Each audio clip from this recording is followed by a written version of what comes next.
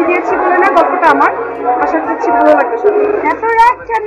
এত রাগ করা যাবে না, বেশি রাগ করলে ঝামেলা। এত বড় একটা প্রোগ্রাম অর্গানাইজ করে যদি রাগ করেন হবে। আমি কিছুদিন আগে ওমরা থেকে এসেছি এবং আমার এখানে আসার পিছনে শুধুমাত্র কারণ হচ্ছে আমার মেকআপ আর্টিস্ট ভাইয়েরা।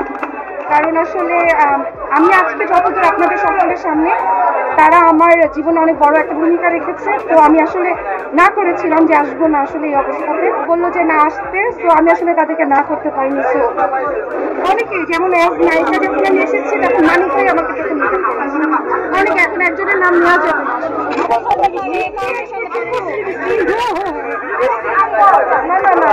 না না না, রিস্ক করে আসলে জানি না কি করতে চাই না।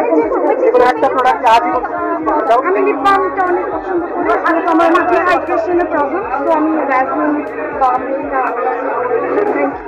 আর কিছু চাই।